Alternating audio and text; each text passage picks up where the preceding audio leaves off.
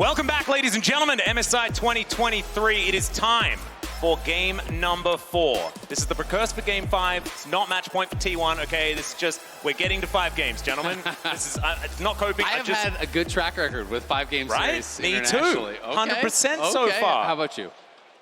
I prefer not. Well, we have had a great track record. Exactly. And Chronica, we've enjoyed your time on the cast. If you can see yourself out, we're going to need to find Dagda.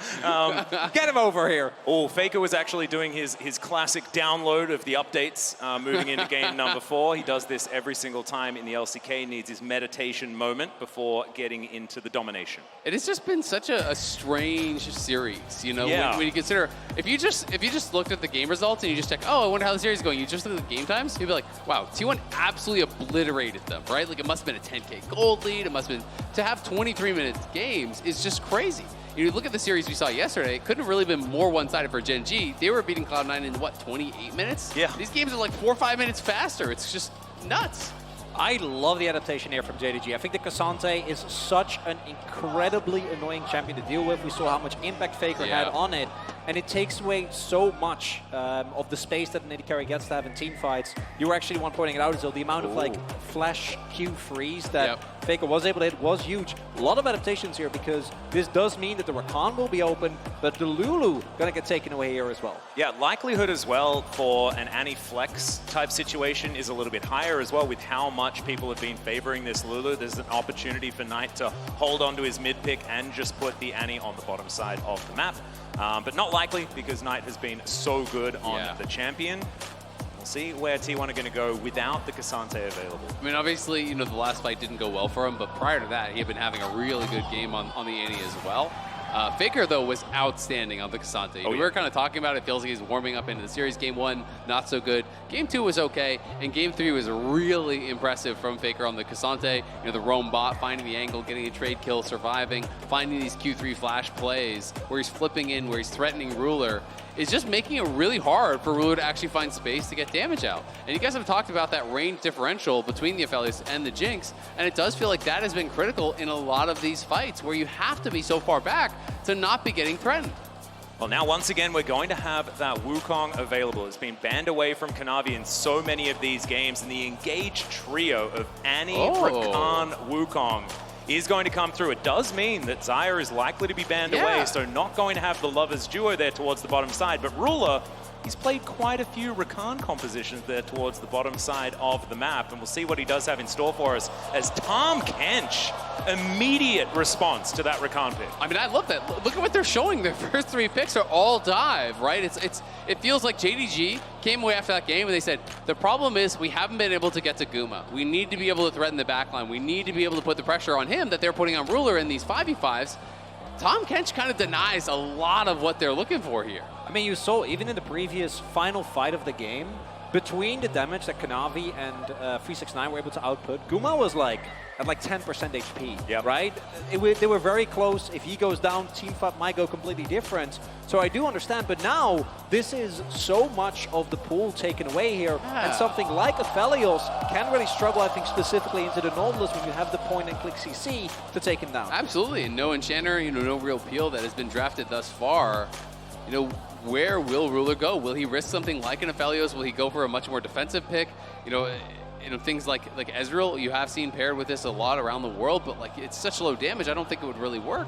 For JDG though, don't forget how lopsided that Annie versus Nautilus matchup was, right? And particularly now with the Kindred locked in, looks like we're going back straight to that.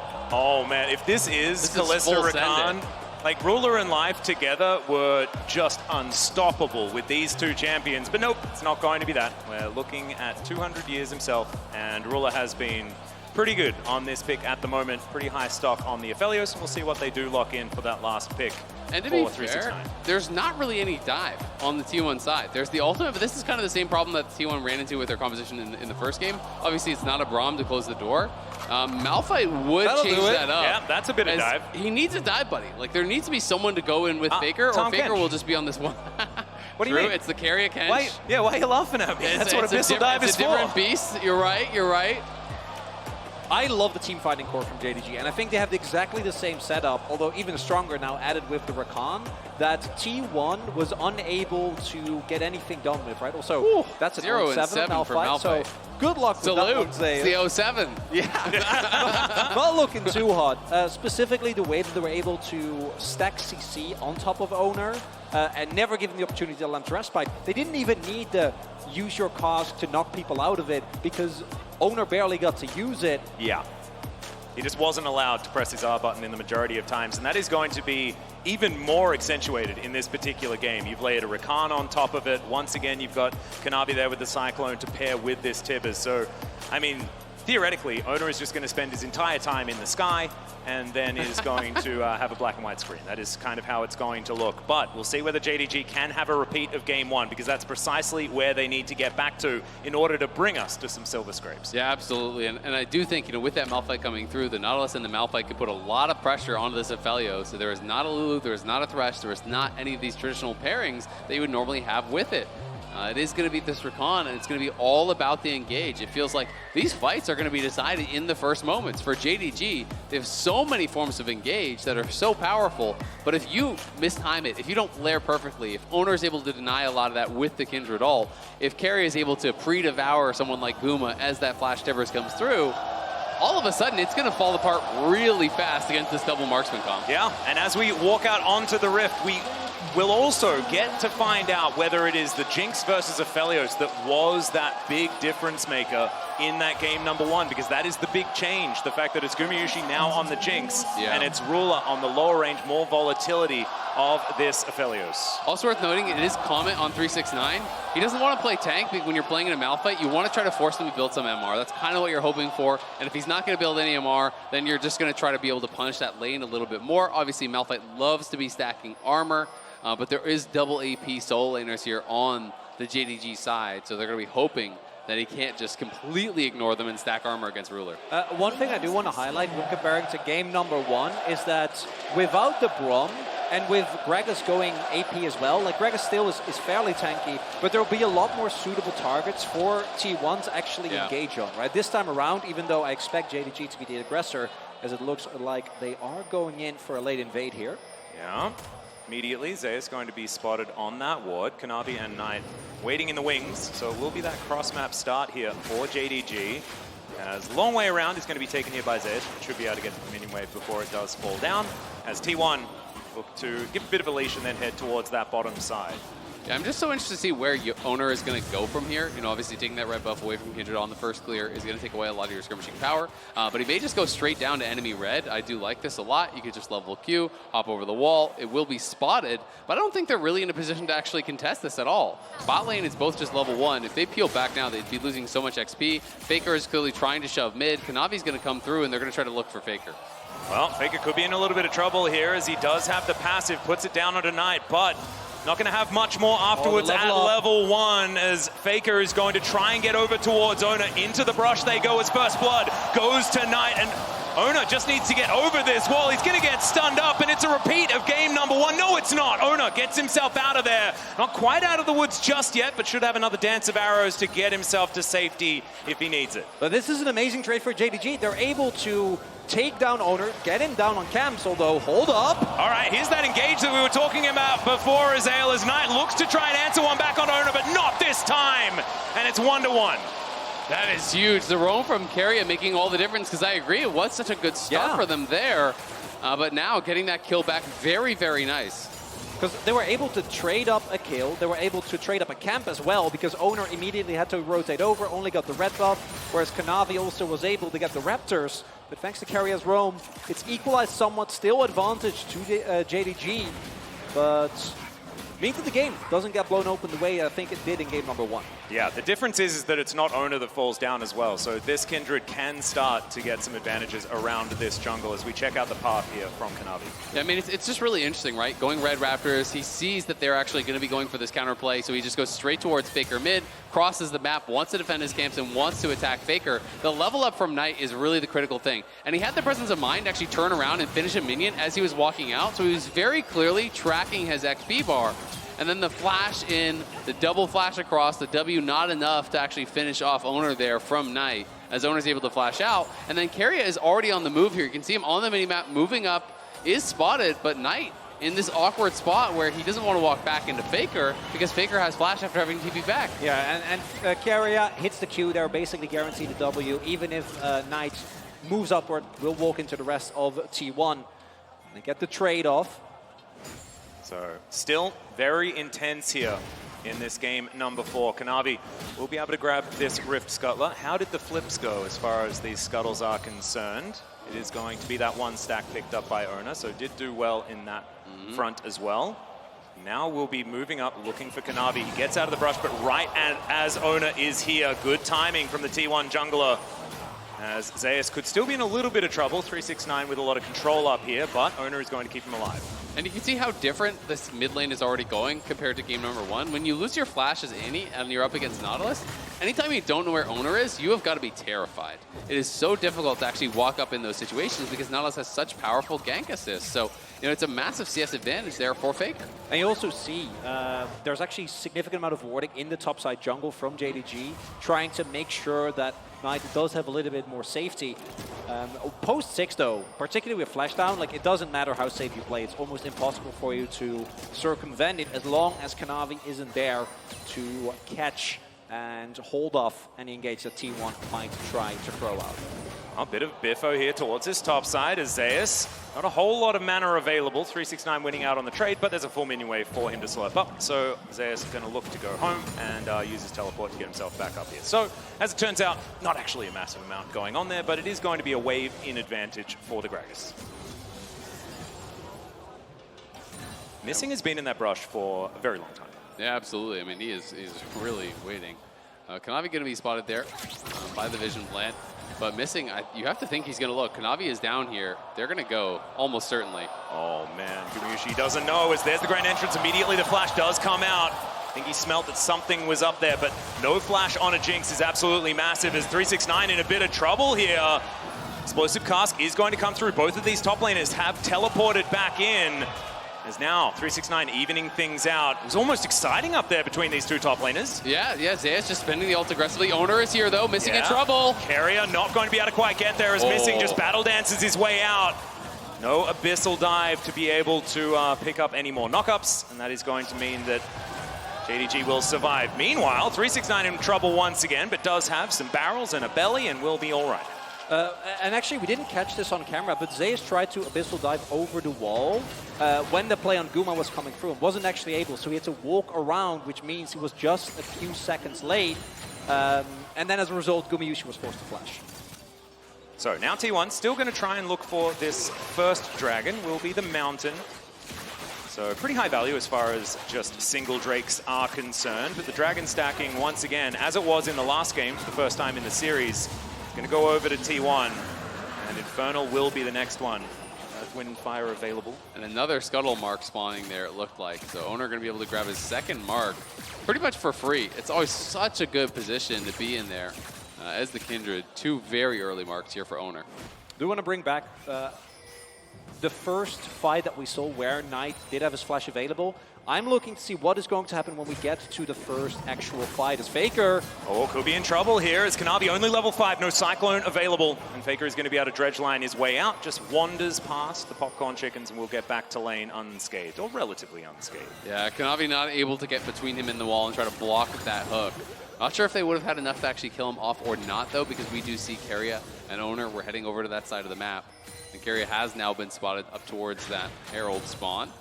And T1 is going to send Zeus towards bot.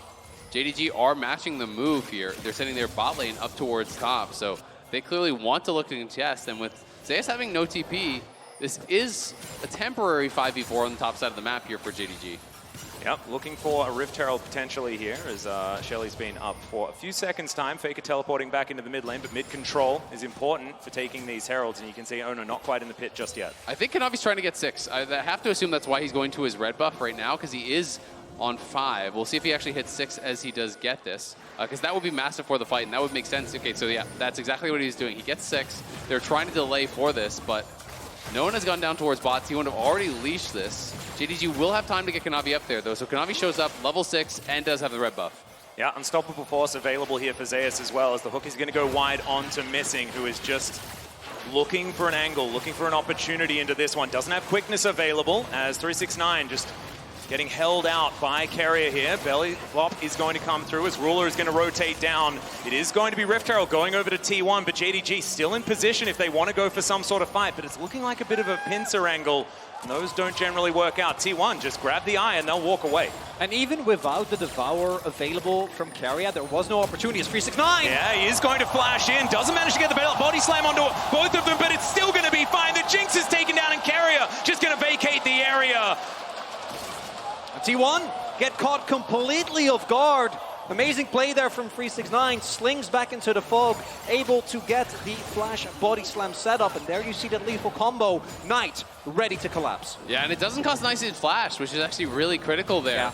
Yeah. So he will still be able to hold on to that. It is a trade of flashes between Carrier and 369, but they get the kill. Owner now looking for the dive here. TP comes in response immediately from Knight. Yep, Faker holding onto the depth charge actually, not wanting to use it preemptively, and Owner is just going to skip by.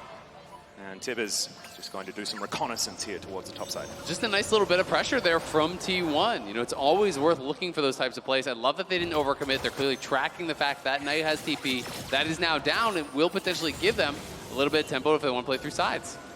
With the kills that they picked up, though, and with the Herald not yet being dropped, JDG is currently ahead on gold. We've seen that these early game gold leads have been of fairly insignificant importance depending on who they're on. When we look at the gold lead, we do see Ruler actually substantially ahead here of Gumayushi, currently sitting on about a 500, 550 gold lead. And getting an early mythic on your AD carry can be the difference maker when we get to, I assume, a fight over the Infernal Drake that's spawning in about a minute and a half. Yeah, Infernal pretty powerful here. Will even out the Dragons if JDG can utilize this advantage to get themselves over there. Zeus just taking some barrels. 369 having a good time here on the Gragas as this game is continuing. AP variety, like you guys were saying, has been confirmed. That lost chapter now in his back pocket. I like this. We've got some birds here. Kind of broke my brain for a moment. Thank you very much, London. As Ruler here towards his bottom side, we'll just push another minion wave in. So, anything you want to talk about, guys? Well, we do see it's Sunfire Cape again for T1. Oh, there we go. Yeah. Do you want to talk about who did the most damage in that game? That we were tell me. Sunfire Cape? It was, in fact, the Sunfire Cape wielding Ornn on the top side of that. He did have the upgraded Sunfire, so. He did. Maybe that was the difference maker. I mean, I like talking about birds, just that, you know, generally. What's your favorite bird? Well, I only know the Dutch word for birds, so, because, like, I don't That'll work. know. We'll just nod and smile. Yeah. Yeah, but that's okay. You can just say the Dutch word for the bird. No, but I feel like that won't make any sense. No one will know which bird I'm talking about. Well, the Dutch viewers will. But you will, and that's the main thing. Ruler, he also knows the plates are being taken away from his bottom lane outer turret. Rift Herald's going to come down here as well as Missing. Does get himself out of there. And Shelly will be able to claim some money here for T1. So that one gets a charge. Better than their one from the last game. As Gumayushi down to 50%, but just looks to push the rest of those minions towards the turret. Do note, as we are about to get into this fight, Knight has flash available. Same for Missing. Same for Kanavi. So much dive available here. And you see T1. Looks like they're going to respect, at the very least for now, might wait for JDG to actually start up this objective. Well, Guma just has too much gold. I don't think they want to fight without his Mythic. He was sitting on 1,300 gold there. He did cash out his call. They got the tower charge, so they're at the very least going to wait for that. We'll see if JDG do try to rush this. Doesn't look like they are. They're just establishing some vision around that dragon area. And Kanavi now looking like he may head over towards the pit.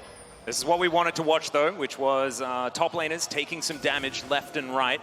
It is going to be Sunfire Cape completed. Everfrost done as well for 369. So battle items at the ready here for our Malphite and Gragas. Faker could be in a little bit of trouble here as the Grand Entrance does come down. Hook is going to try and mitigate some of that CC as they look to turn it around. Battle Dance gets missing out of there, though, and Owner's not going to be able to follow up on that one. And so in the end, not a massive amount of resulting action. Yeah, not huge. They do get the heal off, but they are trading out the Nautilus ult. If Missing can get back to this fight, he still has his ulti available. I feel like it would be ill-advised for T1 to try to fight this without the Nautilus ulti. That's one of your best tools for putting pressure on Ruler.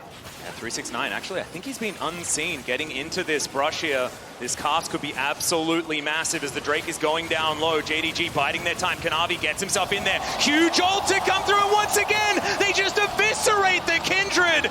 And Zeus is going to go down as well. It's a double for Kanavi as now Ruler taking matters into his own hands, but no, they are going to back away towards this Drake and even up that Dragon counter. And we highlighted the potential for Knight to go for a flash play, and he delivers. Again, the setup and the amount of dive that JDG have with this Wukong and Annie combo is almost impossible to play into as Carrier. Yeah, once again, just going to be going aggressive, but not going to be able to find the knock-up onto Missing.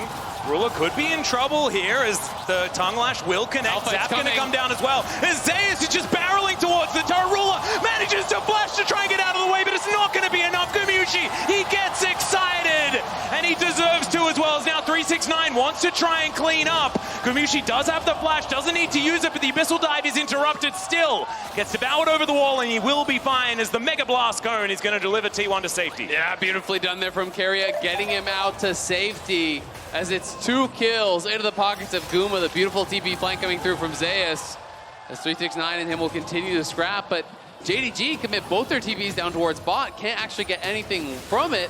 They lose both of their bot laners here.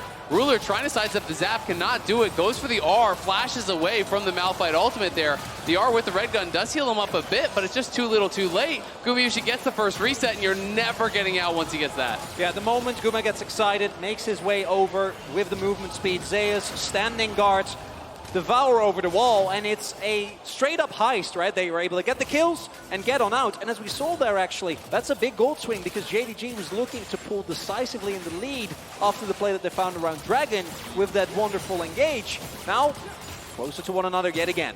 And Guma pulling out to a lead here once again here on the Jinx, getting those 2 kills. Oh, now they're just bearing down on him in the mid lane. The flash hook not going to land there. Ruler getting himself out of the way. Yeah, that Gale Force was beautiful from Ruler. Very quick reaction time. It didn't need a lot of distance to cover there, but able to just kind of squeeze himself against the wall with the Gale Force. T1 moving up towards that top side. The Herald has respawned. They may be looking for it. JDG, though, posturing for a fight again. Yep, 369 just looking beefy, moving towards them. Doesn't fair bit of damage, though, as FLICKR is going to deliver himself once again, but just going to walk away. But remember, there's no flash on Ruler, and Malphite has ulti again now, so this is so tough to fight. He has no Gale Force, that was forced out, no flash, so I feel like if JDG try to fight this, it's going to be a lost cause. Yeah, particularly with FLICKR still having his depth chart, so as long as that hits on Ruler, you can't fight. Unless JDG can immediately blow up the backline of T1, it's not going to work, but Carrier has Devour available again. Oh man, it is very, very tense. Second Rift Herald up and available, 369. Yeah, he is looking for the deep flank. Kanavi also in that Pixel Brush, and Knight poking his head around as well. JDG understanding if they do manage to get these angles, find the Wombo combo, they can do it again. T1 just staying together, Gumayusi and Missing, firing shots at one another. I think I know where my money's at for that particular 1v1. Kanavi has started this. He's trying to pull T1 into this area. He wants T1 to move into this area before 369 comes in. 369 has the flash, but they haven't spotted him, so they know he's looking somewhere, and Zeus is going to try to mark. Yeah, and it's actually Zeus thinking that he's unseen, moves towards the back of this pit. 369 still not seen by them as Kanavi looks for it once again. This time Lamb's Respite very, very early. The Devour comes through as well as Gumayusi is kept alive with that huge shield as well. But Ona once again falls down, massive damage with the rocket. Guma gets excited yet again, but it's a huge bear that he has to deal with. And Carrier's now lumbering out. He's not going to be able to get there. Ruler delivered yet another kill as he collects the catfish. It's a beautiful ult there from 369, who just disengages Gumayusi from the fight. He knocks Carrier back in. He knocks Gumayusi away, so he's not in position to really follow up on the play. It bought so much time there for Ruler, who we were worried about being the one engaged on. 369 finds the angle. Watch him over the wall right here. Body slam, flash, right in onto Guma. Everfrost comes down, Carrier has the Devour. And yeah, Guma gets away, but that's so much damage that you're missing, right? Kanavi already fed, able to take down Owner, and you see without the crucial damage there, if Guma gets like 2 more orders off, that fight is lost, and 369 makes sure that that is not the case. The most fed member from T1 by like a mile isn't in the fight. and patience pays off. JDG get a big team fight win. It's just beautifully played from 369. You know, he has the disengaging ult. He drops his Q in between them, so he has to actually walk through that for the slow. And yes, he loses his flash off of that, but this is going to mean now next fight is in JDG's favor. Ruler will have his flashback. Guma's going to have no sums. There will be flash on Knight. There will be flash on Kanavi. There will be flash on Missing, which is going to make this next team fight a nightmare potentially for Guma or even for Owner. See what they're going to be able to find here as the decoy is going to get collected by the dredge line, and FLICKR is not going to be tricked by it. On the bottom side of the map, you can see, picture-in-picture, Knight is just farming out these minions as the Drake is what T1 are looking at. Chemtech Soul, not exactly the most high value, but a teleport is still going to come through. Could be another 5v5 hook. Connects onto Ruler, and they get into the backline immediately. The Aphelios is taken down. How did they manage to find the angle? Missing's going to be taken down. It's a decent cast, but there is no follow-up damage anymore. And Kanavi, can he do it? Oh my god, JDG, what are they doing? How are they finding these moments? It's Gumayushi that falls down, and T1 are routed. And by the end of it, even though they get Ruler, it costs them everything. The turret is going to fall down, and now JDG with Tibbers in tow, not going to push any further. Low health bars on the tanky members, but T1 lose the fight. T1 had the perfect engage, but it was the counter engage from JDG. Knight and Kanavi get into the backline, and sure, Ruler goes down, but the Wukong is wreaking havoc in the backline, and JDG will walk away with the Dragon as well. Shedding some light on why T1 banned away the Wukong and not the Annie. Kanavi, the amount of damage he's able to consistently output in these fights is absolutely disgusting. It starts off, as mentioned, with what feels like a perfect scenario because immediately Ruler goes down. But just like last fight, Guma, even though he stays alive for a while, doesn't get to play the game. Absolutely. I mean, Kanavi was already on 2 items, so my man has 6 kills at this point. FLICKR is out of the fight completely. Knight is running just wild in the backline there with the Wukong as well, putting so much pressure on. We're right back to live. Yeah, in the meantime, another battle is going to ensue, but this outer turret stays alive by the skin of its teeth, if turrets had teeth. And I need to apologize, gentlemen. It's been team fights here where the 80 carry, if they die, you lose the fight. True. And that's what I'm thinking. You know, I'm going through the motions. But the real carry on JDG this game is Kanavi. He is just absolutely gigantic. And with Knight and his bear, they are getting the work done. Absolutely fantastic stuff. And we'll see whether, as we tick towards Doomsday, which is 24 minutes in this game, whether it is going to be a moment that we can surpass and actually have a longer game of League of Legends. True, yeah, we'll have to find out. I mean, JDG now with a significant advantage, they're up 4K. But yeah, it's difficult because if you send Malphite and Nautilus into the backline, yes, they can threaten Ruler as they did in that fight. They're able to take him down. But the problem becomes, sure, Keria can actually use the Devourer to buy some time, but Owner and Guma were both being threatened in that fight, so no one is really doing damage. And if no one is actually killing off Kanavi, if no one is killing off Knight, they have so much persistent damage, they have so much persistent threat in that backline. When they're in on top of Guma, he can't really do anything about it without sums, and he didn't have any for that fight. It's just been answered by JDG so far. Knight also now with the Void Staff in hand. 4 stacks on his Dark Seal as well. We'll see whether he creates that into a book. Could be another option here as T1 towards the Baron Pit. It's 22 minutes, so it is one of their favorite places, but not so far this series necessarily. JDG have been keeping them honest, forcing them to win team fights in order to win the game instead of taking Baron. And 369 is just taking down objectives around this map. JDG with so much more control than they've showed in the last couple of games. And JDG are playing the side lanes way more heavily than T1 in this game, and that's kind of why they're opening up these gold leads. You know, you look at the itemization between the solo laners, it's a full item up for both. Zhonya's is done. The luxury items are well and truly in the favor of JDG. They have a stopwatch in mid, they have a Zhonya's in top. It is really kind of all on Guma, as all eggs are in the Gumayushi basket here on T1's side. Everyone else, I think, is a lot weaker than their counterpart. Yeah, it's about a 1,500 gold deficit for everyone in the top half. Obviously, Kanavi even further ahead, almost approaching 2K. The only one with a gold lead is Guma, and as JDG is showing, you don't even need to kill him. As long as he isn't autoing, That's enough for now. And I think the one exception is if T1 is actually able to start off a fight, but JDG isn't letting them. And considering the comps, that makes a ton of sense. But I mean, can you even look for a fight right now? Stopwatch, Zhonya's, like, Yep. it feels so hard to really go into this next fight with confidence as T1. You know, the only real target there is Ruler, who does have his sums available now. We'll see what JDG decide to do with this advantage that they've created for themselves. Right now, hanging out in this mid lane, Teleport is going to come forward as Faker turns up. Oh man, that hook, it may not have necessarily been the best for T1, so Faker going to miss that one. We'll never know as Knight towards his top side, clearing out vision. Back into Fog of War is the Annie. And JDG looks like they don't like it. They don't like this particular angle. I'll wait for another one before they start up their fight. But JDG are pretty split now. Ruler is very far from the rest of the team, so do T1 try to pull the trigger on that top side. 369 is wrapping around, he's nowhere near. Now the hook is going to land, missing, not taking too much damage though as T1. They have set themselves up in this death ball, but JDG able to get themselves back into position. Yeah, and if T1 are going to play as 5, they've got to be so clean on their engage. They have to attack one side of the flank from JDG. Well, there's the flash. Tibbers comes down yet again, but this time he manages to get off the Lamb's respite. The charm is fantastic though. They take down the Rakan, but there goes the Kindred as well. Double kill for Knight as now Carrier trying to save Gumushi, and he does. As Faker is now just keeping everyone frustrated. Zeus went down as well. Another fight for JDG. Faker will cut the waves. There's no chance of an end. They're just going to go straight to the Baron here and look to take it. T1 have been devastated by Knight Annie once again. This man has been the difference maker. Finds the multi-man Tibbers. Despite Owner living to actually get off his ulti, it just didn't matter.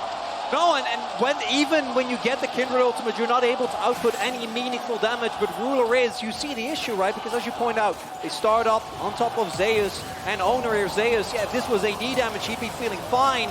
Not the case this time around, and even though both him and Owner stay alive for so long, missing Drool so much time, so much attention, and there's just no way for T1 to match the damage output. Yeah, I mean, there's just so much space created for Ruler. He's even flashing forward, Gale forcing in onto Gumayushi, trying to pressure him out. Credit, though, to Carrier, who actually repositioned to get his locket off on Owner. That's the only reason he even got his ult off in the first place. Didn't make a difference in this fight, but it's those little things that can change these games. We've seen so many fights decided by the smallest of margins.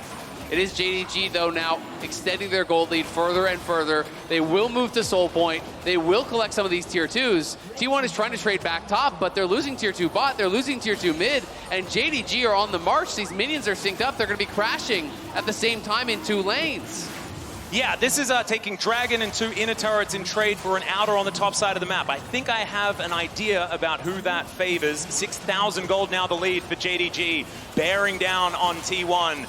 Not one of the last 2 games that we've seen, which just seems to be over in the blink of an eye. This is just JDG suffocating T1 out of this game. And we talked a lot about Knight, right, and his flash. The same goes for the T1 comp, I do think. Particularly this level, it's not like Zeus can start a fight unless you are only doing it to force a summoner. So it's up to Faker to go in for a flash hook, a flash ulti, a flash auto. But as long as that is not available, you see the JDG with how much confidence they just move up in sides, move up on the map, because they know very well for T1, it's hard for them to engage in, and that's not even counting, as you mentioned, Azil, double or one Zhonya's, one Stopwatch, and a GA, and now Ruler also picked up. So even the one guy that it seems like you have to take down now can't be taken nearly as easily. That's what's so difficult about it, right? Because we talked about, in the draft, JDG playing a much squishier composition here. There's more angles for T1 to find those fights. There's more targets that are viable. But at this stage, it's no longer really true, as these guys are completing all these luxury items, all these defensive items.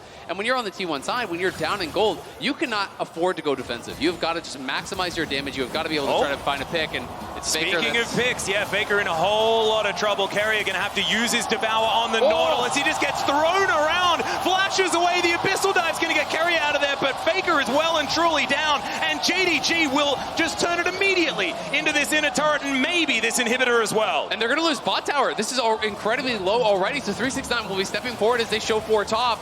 JDG are closing in multiple angles, missing, threatening the dive, so T1 will have to back it up. They will have to defend at the Nexus here as they lose double inhibitors off a beautiful pick from JDG. And all with 369, as you were saying, just destroying this bottom side. So that is another minion wave conga lining forward. Knight gonna have to try and get out of there as T1 reform, but 10 seconds on Faker. These Nexus turrets already so incredibly low. And JDG, they just don't want to leave anything in T1 space at the end of this game. And why would they? There's no need for them to risk it, right? We've seen teams at the Nexus turrets not be able to clear the final hurdle if you just play it for the Dragon, the Baron that are coming up in about 2.5 minutes. Just suffocate T1 out of everything. They can't leave their base because they have 0 map control with 2 waves pushing in.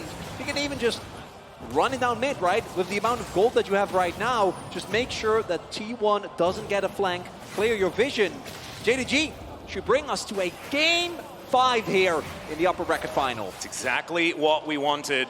The other thing as well, Owner, only 3 stacks as well on this Kindred, hasn't been able to find the marks that he's been looking for this game. This is what it feels like when you're a Kindred that hasn't been able to find your style of game, and JDG have been playing around it so exceptionally well. 8,000 gold is the lead. As you guys are talking about, we do have the Chemtech Soul available pretty soon as FLICKR looking for Knight. Okay, can they get this pick? It could actually be big for delaying this one as Gumayusi coming down with a hook is not going to land, and Knight says not today. Doesn't he have to use a stopwatch? Just walks it off. Or a slash, just wanders away. I'm a little bit surprised how easily he got out of that, but I just don't think T1 were willing to full send it on that play. They weren't sure exactly where everyone was, and 369 TPing in is going to be spotted by Guma, so we'll be aware that that is down up on this top side. Okay, so a little bit of action, a little bit of something, but it is just going to be Knight heading back home. Ruler hitting level 16 here as well. 3 items and a stopwatch. Feeling fantastic. Gumayusi does have 1 full item in advantage, but just hasn't really been able to play the game so far. Yeah.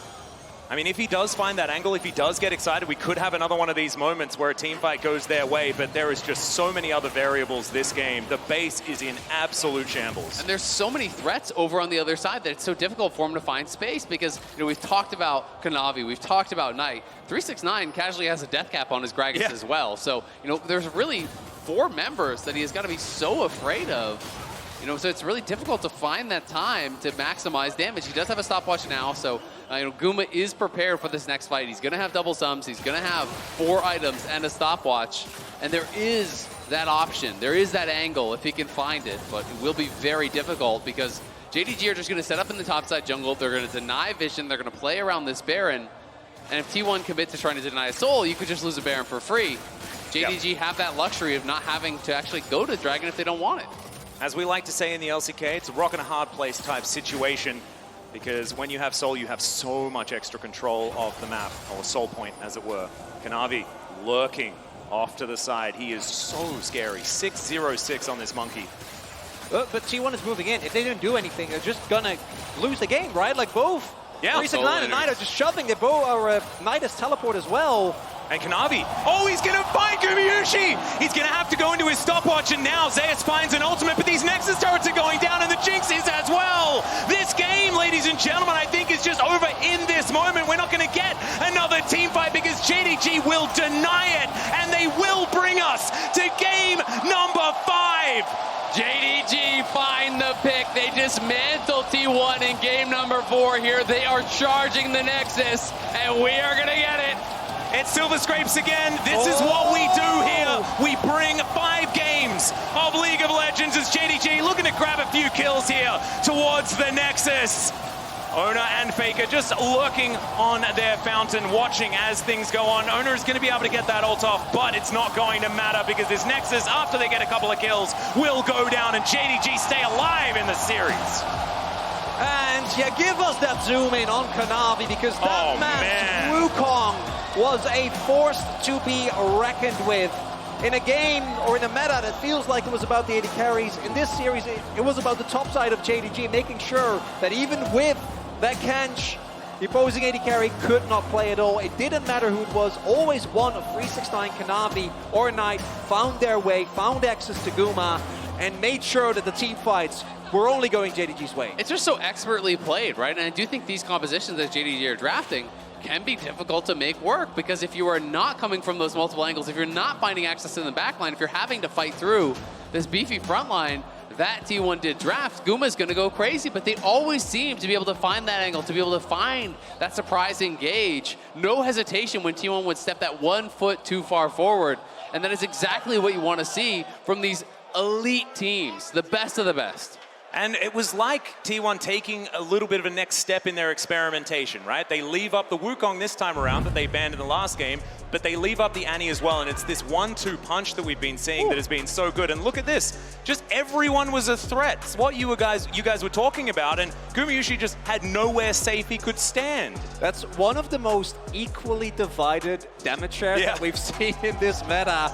Synergy. Unbelievable here. Yeah. I mean, all 4 members outdamaged Guma. You know, all 4 of the damage dealers, right? And that just shows this is not, you know, an attack on his play in this game. It's talking about the difficulty with which he has to navigate these team fights, because there are truly 4 members that can threaten him. There's 3 divers plus the support as well, who's going to be flying back in there.